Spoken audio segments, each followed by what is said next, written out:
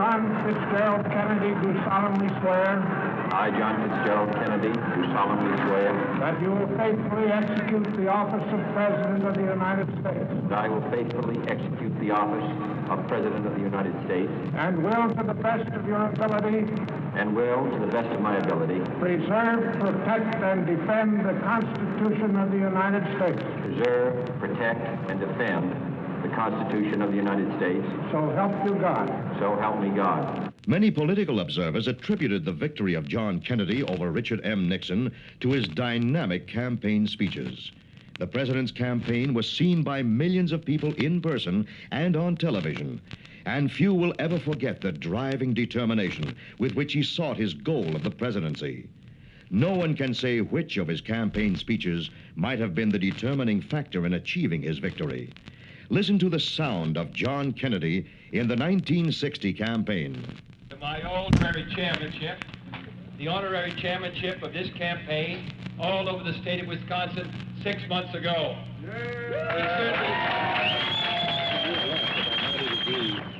When the Blocky and I sponsor a bill together, the Blocky-Kennedy bill, that bill, which you may not have ever heard about, provides that the Battle Act shall be amended, and it shall be possible for surplus foods and surplus things that we have in this country to be made available to the people behind the Iron Curtain, the people of Poland. We would have passed that bill 2 years ago. We would have passed that bill 2 years ago, but it failed by one vote in the Senate when the president withdrew his support on the day the bill was coming up to vote. That's how important the office of the presidency is. He shall determine what shall be our policy on Berlin. He shall determine whether we shall be at war or peace. This is the key office, and I run for the presidency because, like you, I have strong ideas about what this country must do. I have strong ideas about the United States playing a great role in a historic moment when the cause of freedom is endangered all over the world, when the United States stands as the only sentry at the gate, when we can see the campfires of the enemy burning on distant hills. That's what's at issue today. That's what we are attempting to determine. In the coming months and years, all of us, as Americans, are going to be called out of the ranks. Our courage is going to be tested, and I am confident that we are going to give the same affirmative answer. That's what I think this election is about. That's what we're going to begin to do on next Tuesday. Thank you. It is the President's obligation to address the Congress of the United States and to report to Congress on the state of the Union. In addressing the Congress in which he had served so well, Mr. Kennedy delivered the 1961 State of the Union Address, saying, "Our basic goal remains the same, a peaceful world community of free and independent states, free to choose their own future and their own system, so long as it does not threaten the freedom of others. Some may choose forms and ways that we would not choose for ourselves, but it is not for us that they are choosing. We can welcome diversity, the communists cannot, for we offer a world of choice, and they offer a world of coercion. And the way of the past shows clearly that freedom, not coercion, is the wave of the future."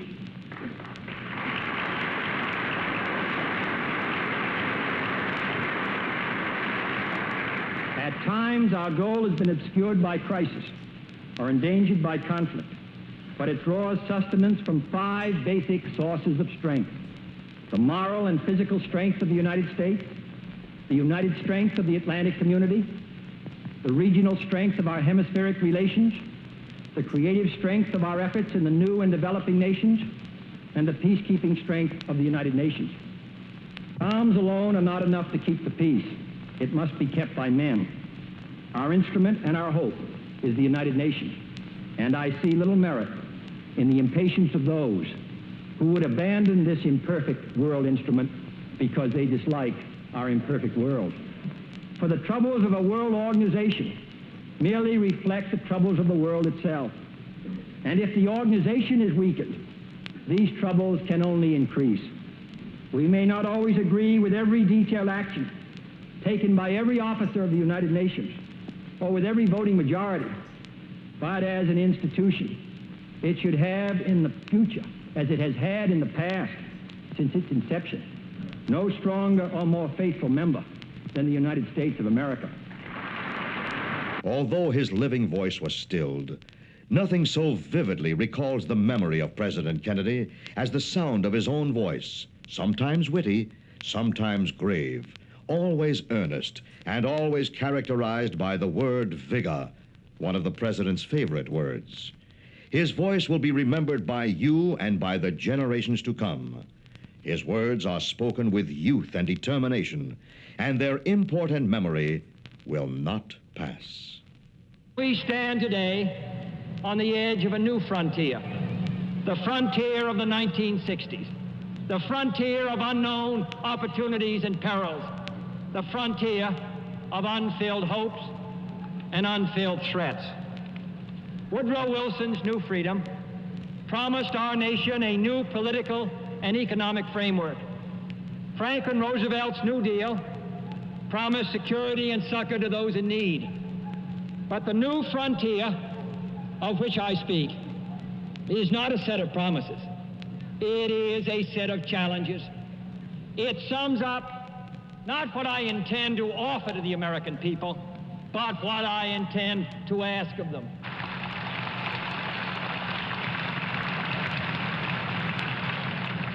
It appeals to our pride, not our security. It holds out the promise of more sacrifice instead of more security. The new frontier is here, whether we seek it or not. Beyond that frontier are uncharted areas of science and space, unsolved problems of peace and war, unconquered province of ignorance and prejudice, unanswered questions of poverty and surplus. It would be easier to shrink from that new frontier, to look to the safe mediocrity of the past, to be lulled by good intentions and high rhetoric, and those who prefer that course should not vote for me or the Democratic Party.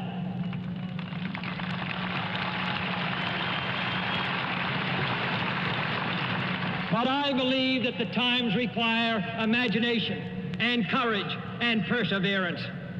I'm asking each of you to be pioneers towards that new frontier.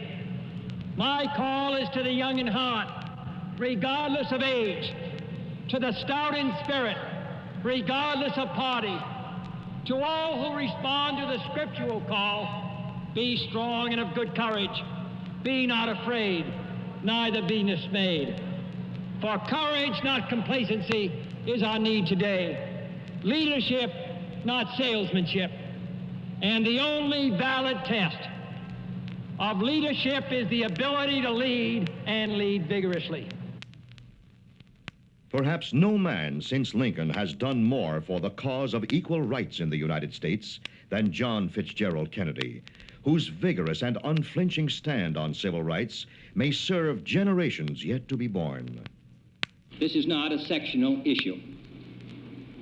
Difficulties over segregation and discrimination exist in every city, in every state of the Union. Rising tide of discontent that threatens the public safety. Nor is this a partisan issue. In a time of domestic crisis, men of goodwill and generosity should be able to unite regardless of party or politics. This is not even a legal or legislative issue alone. It is better to settle these matters in the courts than on the streets, and new laws are needed at every level. But law alone cannot make men see right. We are confronted primarily with a moral issue. It is as old as the scriptures and is as clear as the American Constitution. The heart of the question is whether all Americans are to be afforded equal rights and equal opportunities, whether we are going to treat our fellow Americans as we want to be treated. If an American, because his skin is dark, cannot eat lunch in a restaurant open to the public, if he cannot send his children to the best public school available, if he cannot vote for the public officials who represent him, if, in short, he cannot enjoy the full and free life which all of us want, then who among us would be content to have the color of his skin changed and stand in his place? Who among us would then be content with the counsels of patience and delay? 100 years of delay have passed since President Lincoln freed the slaves, yet their heirs, their grandsons, are not fully free. They are not yet freed from the bonds of injustice. They are not yet freed from social and economic oppression. And this nation, for all its hopes and all its boasts, will not be fully free until all its citizens are free. We preach freedom around the world, and we mean it. And we cherish our freedom here at home. But are we to say to the world, and much more importantly, to each other, that this is a land of the free, except for the Negroes, that we have no second-class citizens, except Negroes, that we have no class or caste system, no ghettos, no master race, except with respect to Negroes? Now the time has come for this nation to fulfill its promise. The events in Birmingham and elsewhere have so increased the cries for equality that no city or state or legislative body can prudently choose to ignore them. The fires of frustration and discord are burning in every city, north and south. Where legal remedies are not at hand, redress is sought in the streets, in demonstrations, parades, and protests, which create tensions and threaten violence and threaten lives. We face, therefore, a moral crisis as a country and a people. It cannot be met by repressive police action. It cannot be left to increase demonstrations in the streets. It cannot be quieted by token moves or talk. It is a time to act in the Congress, in your state and local legislative body, and above all, in all of our daily lives. It is not enough to pin the blame on others, to say this is a problem of one section of the country or another, or deplore the facts that we face. A great change is at hand, and our task, our obligation, is to make that revolution, that change, peaceful and constructive for all. Those who do nothing are inviting shame as well as violence. Those who act boldly are recognizing right as well as reality. Next week, I shall ask the Congress of the United States to act, to make a commitment it has not fully made in this century to the proposition that race has no place in American life or law. The federal judiciary has upheld that proposition in a series of forthright cases. The executive branch has adopted that proposition in the conduct of its affairs, including the employment of federal personnel. In the last 2 weeks, over 75 cities have seen progress made in desegregating these kinds of facilities. But many are unwilling to act alone. And for this reason, nationwide legislation is needed if we are to move this problem from the streets to the courts. I'm also asking Congress to authorize the federal government to participate more fully in lawsuits designed to end segregation in public education. We have succeeded in persuading many districts to desegregate voluntarily. Dozens have admitted Negroes without violence. Today, a Negro is attending a state-supported institution in every one of our 50 states. But the pace is very slow. Too many Negro children entering segregated grade schools at the time of the Supreme Court's decision 9 years ago will enter segregated high schools this fall, having suffered a loss which can never be restored. The lack of an adequate education denies the Negro a chance to get a decent job. The orderly implementation of the Supreme Court decision, therefore, cannot be left solely to those who may not have the economic resources to carry the legal action or who may be subject to harassment. Other features will be also requested, including greater protection for the right to vote. But legislation, I repeat, cannot solve this problem alone. It must be solved in the homes of every American, in every community across our country. In this respect, I want to pay tribute to those citizens north and south who've been working in their communities to make life better for all. They are acting not out of a sense of legal duty, but out of a sense of human decency. Like our soldiers and sailors in all parts of the world, they are meeting freedom's challenge on the firing line, and I salute them for their honor and their courage.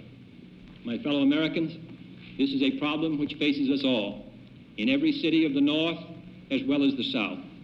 Today, there are Negroes unemployed 2 or 3 times as many compared to whites.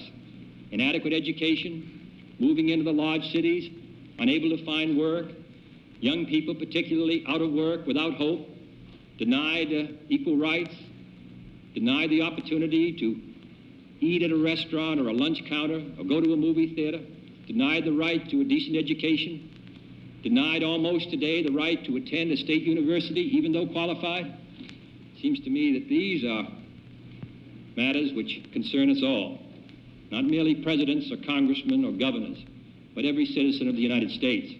This is one country. It has become one country because all of us and all the people who came here had an equal chance to develop their talents. We cannot say to 10% of the population that you can't have that right, that your children can't have the chance to develop whatever talents they have, that the only way that they're going to get their rights is to go in the street and demonstrate. I think we owe them and we owe ourselves a better country than that. Therefore, I'm asking for your help in making it easier for us to move ahead and to provide the kind of equality of treatment which we would want ourselves, to give a chance for every child to be educated to the limit of his talents. As I've said before, not every child has an equal talent or an equal ability or equal motivation, but they should have the equal right to develop their talent and their ability and their motivation to make something of themselves. We have a right to expect that the Negro community will be responsible, will uphold the law, but they have a right to expect that the law will be fair, that the Constitution will be colorblind, as Justice Harlan said at the turn of the century. This is what we're talking about, and this is a matter which concerns this country and what it stands for. And in meeting it, I ask the support of all of our citizens. There were hardly 2 more different leaders of their nations than the urbane and youthful John F. Kennedy and the wily Soviet peasant Nikita Khrushchev. President Kennedy did not solve all of the problems which confronted him and which confront the world, but he met Khrushchev with strength and sincerity, which brought President Kennedy the respect of Khrushchev. In Berlin, the communists threw up a wall of barbed wire and stone to block the exit of freedom-seeking Germans. The wall brought the world to the edge of war again. The president's determination to preserve the freedom of West Germany and of Berlin in particular endeared him to his former enemies. It would be a mistake for others to look upon Berlin because of its location as a tempting target. The United States is there. The United Kingdom and France are there.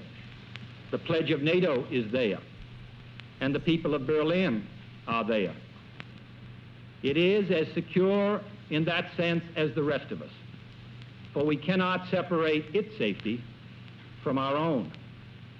The solemn vow we each of us gave to West Berlin in time of peace will not be broken in time of danger. If we do not meet our commitments to Berlin, where will we later stand? If we are not true to our word there, all that we have achieved in collective security, which relies on these words, will mean nothing. And if there is one path above all others to war, it is the path of weakness and disunity. To sum it all up, we seek peace, but we shall not surrender. That is the central meaning of this crisis and the meaning of this government's policy. With your help and the help of other free men, this crisis can be surmounted. Freedom can prevail, and peace can endure. Immediately after his death, literally millions of words were written and spoken about President Kennedy. He was mourned by different people and for different reasons throughout the world. The people of the United States had lost a man who was familiar to every American. He had been heard on radio and seen on television more than any other president in so brief a period of time. And his characteristic speech and accent have become a familiar sound not only in America, but throughout the world. Our greatest challenge is still the world that lies beyond the Cold War. But the first great obstacle is still our relations with the Soviet Union and Communist China. We must never be lulled into believing that either power has yielded its ambitions for world domination, ambitions which they forcefully restated only a short time ago. On the contrary, our task is to convince them that aggression and subversion will not be profitable routes to pursue these ends. Open and peaceful competition for prestige, for markets, for scientific achievements, even for men's minds, is something else again. For if freedom and communism were to compete for man's allegiance in a world at peace, I would look to the future with ever-increasing confidence. To the south of the United States lay the island of Cuba, in the grip of dictatorship and cut off from its traditional friendship and rapport with the United States. When Soviet rockets planted on Cuban soil aimed their deadly warheads toward us, the president responded with strength and determination. Few will ever forget the words of President Kennedy warning all the world of our determination to live as free men in a hemisphere free from foreign threats. Acting, therefore, in the defense of our own security and of the entire Western Hemisphere, and under the authority entrusted to me by the Constitution, as endorsed by the resolution of the Congress, I have directed that the following initial steps be taken immediately. First, to halt this offensive buildup, a strict quarantine on all offensive military equipment under shipment to Cuba is being initiated. All ships of any kind bound for Cuba, from whatever nation or port, will, if found to contain cargoes of offensive weapons, be turned back. This quarantine will be extended, if needed, to other types of cargo and carriers. We are not at this time, however, denying the necessities of life, as the Soviets attempted to do in their Berlin blockade of 1948. Second, I have directed the continued and increased close surveillance of Cuba and its military buildup. The foreign ministers of the OAS, in their communique of October 6, rejected secrecy on such matters in this hemisphere. Should these offensive military preparations continue, thus increasing the threat to the hemisphere, further action will be justified. I have directed the armed forces to prepare for any eventualities, and I trust that in the interest of both the Cuban people and the Soviet technicians at the sites, the hazards to all concerned of continuing this threat will be recognized. Third, it shall be the policy of this nation to regard any nuclear missile launched from Cuba against any nation in the Western Hemisphere as an attack by the Soviet Union on the United States, requiring a full retaliatory response upon the Soviet Union. Fourth, as a necessary military precaution, I have reinforced our base at Guantanamo, evacuated today the dependents of our personnel there, and ordered additional military units to be on a standby alert basis. Fifth, we are calling tonight for an immediate meeting of the Organization of Consultation under the Organization of American States to consider this threat to hemispheric security and to invoke Articles 6 and 8 of the Rio Treaty in support of all necessary action. The United Nations Charter allows for regional security arrangements, and the nations of this hemisphere decided long ago against the military presence of outside powers. Our other allies around the world have also been alerted. Sixth, under the Charter of the United Nations, we are asking tonight that an emergency meeting of the Security Council be convoked without delay to take action against this latest Soviet threat to world peace. Our resolution will call for the prompt dismantling and withdrawal of all offensive weapons in Cuba under the supervision of UN observers before the quarantine can be lifted. Seventh and finally, I call upon Chairman Khrushchev to halt and eliminate this clandestine, reckless, and provocative threat to world peace and to stable relations between our two nations. I call upon him further to abandon this course of world domination and to join in an historic effort to end the perilous arms race and to transform the history of man. He has an opportunity now to move the world back from the abyss of destruction by returning to his government's own words that it had no need to station missiles outside its own territory, and withdrawing these weapons from Cuba, by refraining from any action which will widen or deepen the present crisis, and then by participating in a search for peaceful and permanent solutions. The cost of freedom is always high, but Americans have always paid it. And one path we shall never choose, and that is the path of surrender or submission. Our goal is not the victory of might, but the vindication of right. Not peace at the expense of freedom, but both peace and freedom here in this hemisphere, and we hope around the world. God willing, that goal will be achieved. Thank you. President Kennedy was deeply concerned with the problems of the Western Hemisphere, and the Alliance for Progress was an alliance for which President Kennedy worked unceasingly. No speech is of more consequence to the people of all of the Americas than President Kennedy's speech on the Alliance for Progress. Our task is to build a society of men and women conscious of their individual identity, of their national aspirations, and also of their common hemisphere interests. This means recreating our social systems so that they will better serve our nation and our people.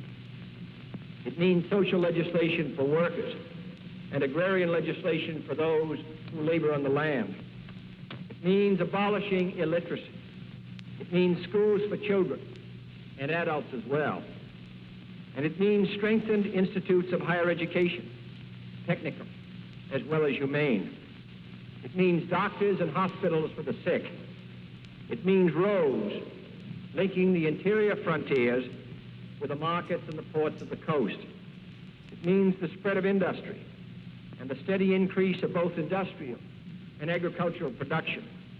And it means, above all, the assurance that the benefits of economic growth will accrue not just to the few, but to the entire national community.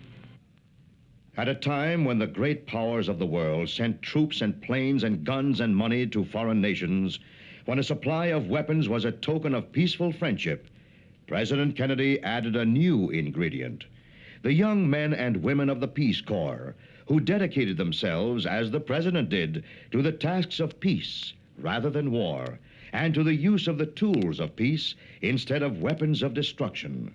I have today signed an executive order providing for the establishment of a Peace Corps on a temporary pilot basis. This corps will be a pool of trained men and women sent overseas by the United States government or through private institutions and organizations to help foreign countries meet their urgent needs for skilled manpower. We will send Americans abroad who are qualified to do a job. We're going to put particular emphasis on those men and women who have skills in teaching, agriculture, and in health. I'm hopeful that it will be a source of satisfaction to Americans and a contribution to world peace. His last trip brought the President to the state of Texas, where he addressed cheering and happy crowds, and where he felt the warmth of the greeting of Americans who did not always agree with him, but who respected and loved him. The words which follow were spoken to the people of Texas on the very day of the President's death. I know now why everyone in Texas, Fort Worth, is so thin, having gotten up and down about 9 times. This is what you do every morning.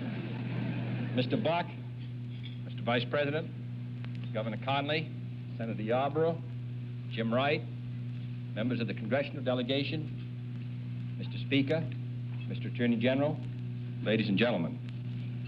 2 years ago, I said that, introduced myself in Paris by saying that I was the man who had accompanied Mrs. Kennedy to Paris. I'm getting somewhat that same sensation as I travel around Texas. I'm confident, as I look to the future, that our chances for security, our chances for peace, are better than they've been in the past. And the reason is because we're stronger. And with that strength is a determination to not only maintain the peace, but also the vital interests of the United States. To that great cause, Texas and the United States are committed. Thank you. And this is the speech which was not heard. President Kennedy's address to Japan via the Telestar satellite. These words were intended to be broadcast on November 27, 1963, 5 days after President Kennedy's death.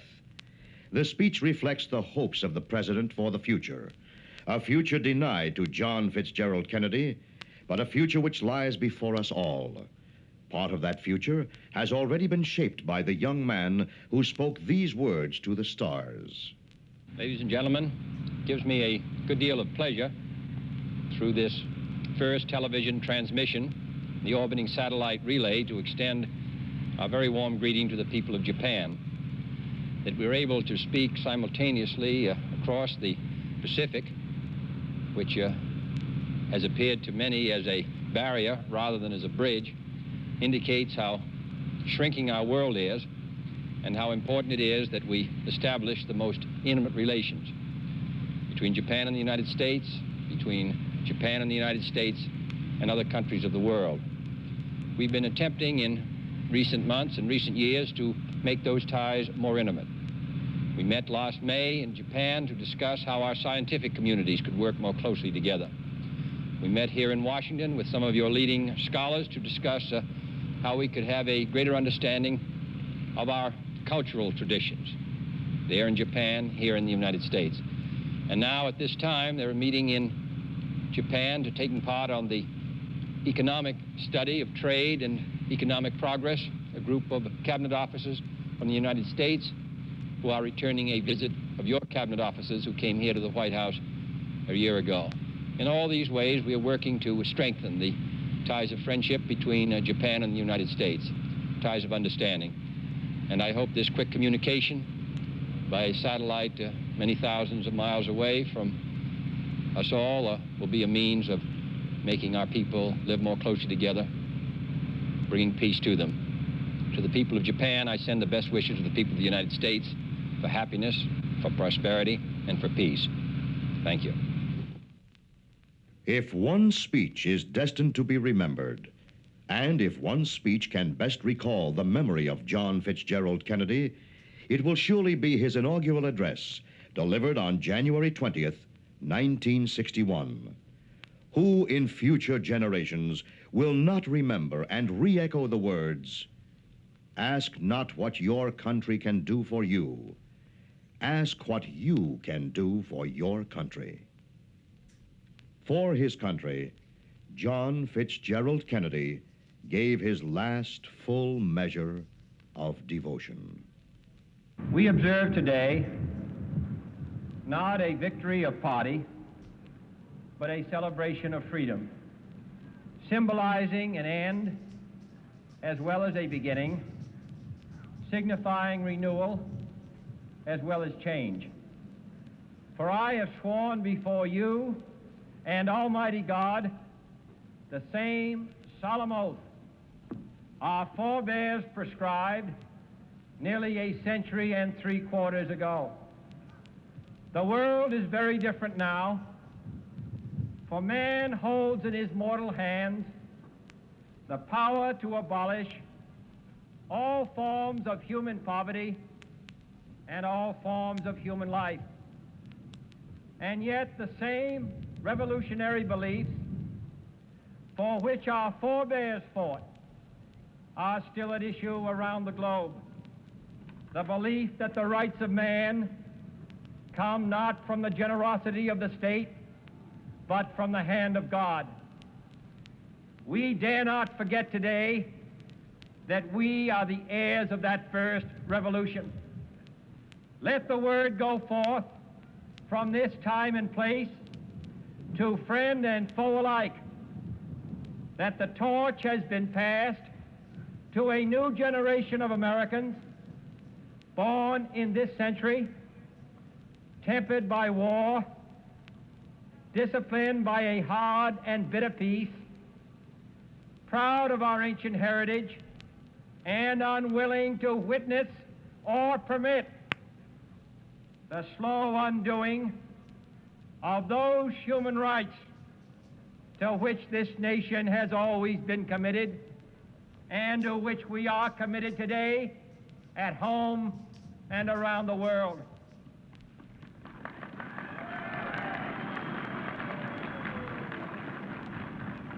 Let every nation know, whether it wishes us well or ill, that we shall pay any price, bear any burden, meet any hardship, support any friend, oppose any foe to assure the survival and the success of liberty.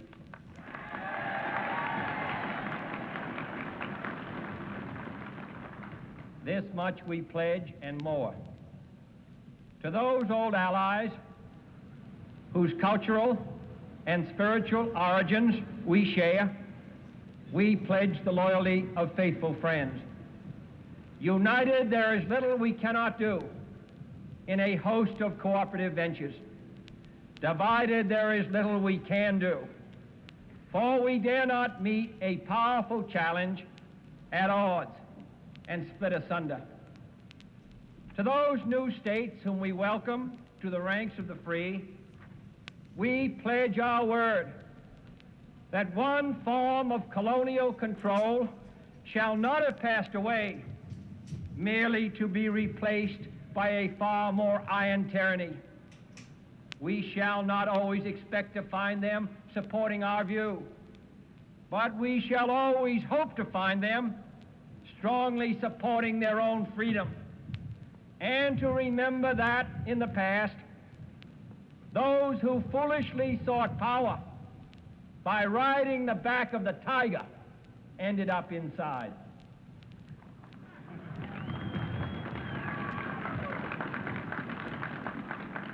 To those people in the huts and villages of half the globe struggling to break the bonds of mass misery, we pledge our best efforts to help them help themselves for whatever period is required, not because the communists may be doing it, not because we seek their votes, but because it is right. If a free society cannot help the many who are poor, it cannot save the few who are rich.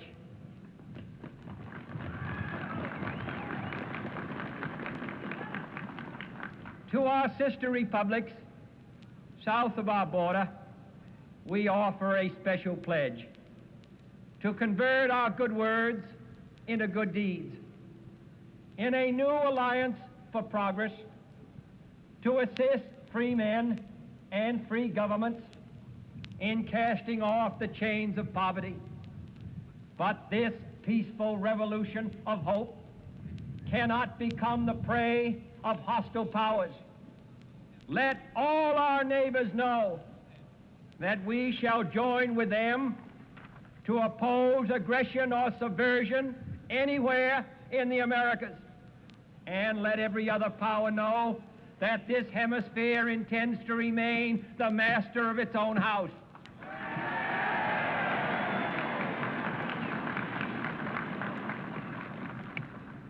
To that World Assembly of Sovereign States, the United Nations, our last best hope, in an age where the instruments of war have far outpaced the instruments of peace, we renew our pledge of support to prevent it from becoming merely a forum for invective, to strengthen its shield of the new and the weak, and to enlarge the area in which its writ may run.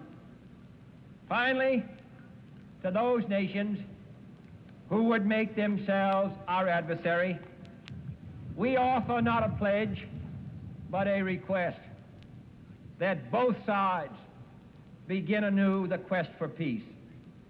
Before the dark powers of destruction, unleashed by science, engulf all humanity in planned or accidental self-destruction, we dare not tempt them with weakness, for only when our arms are sufficient beyond doubt can we be certain beyond doubt that they will never be employed. But neither can two great and powerful groups of nations take comfort from our present course, both sides overburdened by the cost of modern weapons, both rightly alarmed by the steady spread of the deadly atom, yet both racing to alter that uncertain balance of terror that stays the hand of mankind's final war. So let us begin anew, remembering on both sides that civility is not a sign of weakness, and sincerity is always subject to proof. Let us never negotiate out of fear, but let us never fear to negotiate.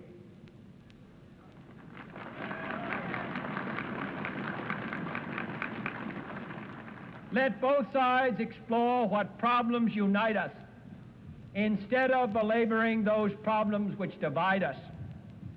Let both sides, for the first time, formulate serious and precise proposals for the inspection and control of arms, and bring the absolute power to destroy other nations under the absolute control of all nations.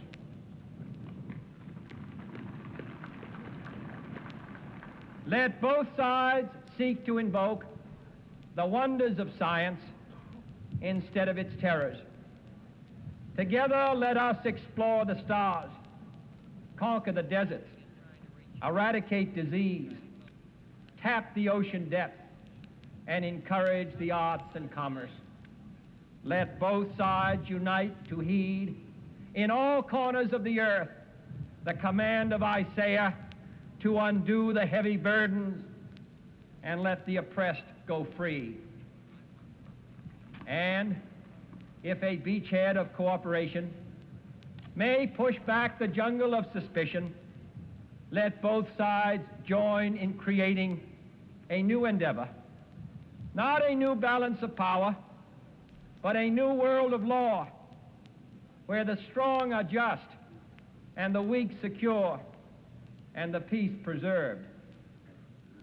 All this will not be finished in the first 100 days, nor will it be finished in the first 1,000 days, nor in the life of this administration, nor even perhaps in our lifetime on this planet. But let us begin.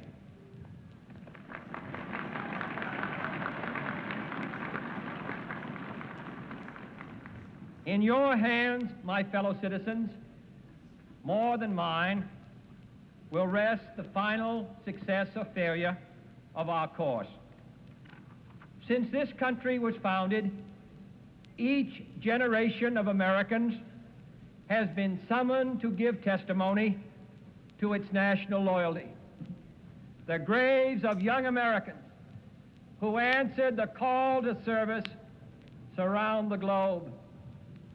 Now the trumpet summons us again, not as a call to bear arms, though arms we need, not as a call to battle, though in battle we are, but a call to bear the burden of a long twilight struggle, year in and year out, rejoicing in hope, patient in tribulation, a struggle against the common enemies of man, tyranny, poverty, disease, and war itself.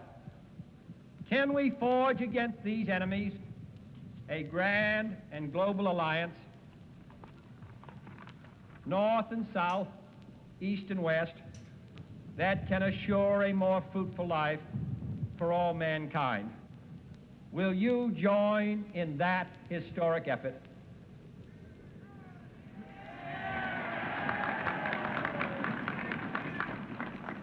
In the long history of the world, only a few generations have been granted the role of defending freedom in its hour of maximum danger. I do not shrink from this responsibility. I welcome it.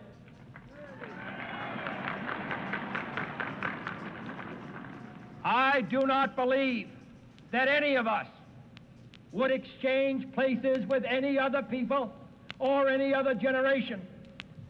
The energy, the faith, the devotion which we bring to this endeavor will light our country and all who serve it.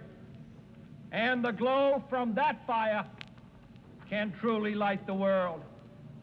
And so, my fellow Americans, ask not what your country can do for you, ask what you can do for your country.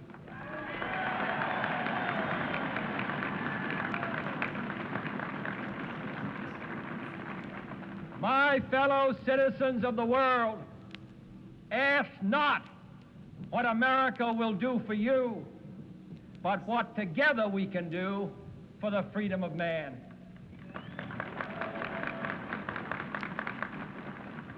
Finally, whether you are citizens of America or citizens of the world, ask of us here the same high standards of strength and sacrifice which we ask of you. With a good conscience, our only sure reward, with history the final judge of our deeds, let us go forth to lead the land we love, asking His blessing and His help, but knowing that here on earth, God's work must truly be our own.